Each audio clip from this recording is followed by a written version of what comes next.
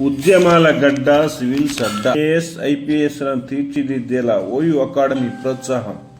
ఉస్మానియా విశ్వవిద్యాలయం పీజీ విద్యార్థులు సివిల్స్లో విజేతలుగా నిలిచేందుకు వర్సిటీ అధికారులు అన్ని సౌకర్యాలు సమకూరుస్తున్నారు.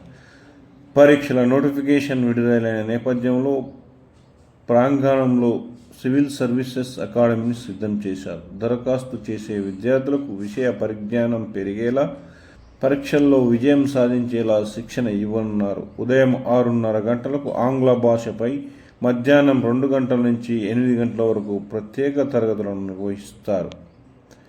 ప్రైవేటు కేంద్రాలకు ధీటుగా హైదరాబాద్లోని పలు ప్రాంతాల్లో సివిల్ సర్వీసెస్ పరీక్షలకు శిక్షణ ఇస్తున్న ప్రైవేటు కేంద్రాలకు ధీటుగా ఉస్మానియా యూనివర్సిటీలో సివిల్స్ అకాడమీని రూపొందించారు.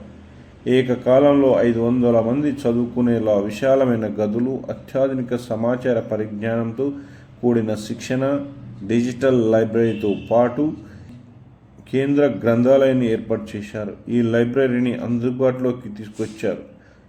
ఇందులో సివిల్స్కు సిద్ధమయ్యేందుకు ఉపయోగపడే పుస్తకాలను ఉంచనున్నారు. శిక్షణకు అవసరమైన నిధులను ఉన్నత విద్యాశాఖ అందిస్తోంది.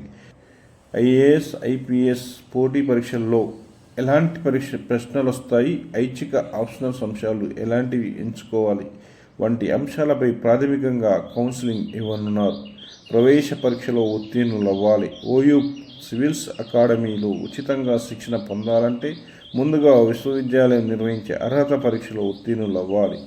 ప్రస్తుతం 200 మంది ఉస్మానియా విద్యార్థులు బీసీ స్టడీ సర్కిల్లో ప్రవేశ పరీక్ష రాసి అర్హులైన 100 మంది శిక్షణ పొందుతున్నారు.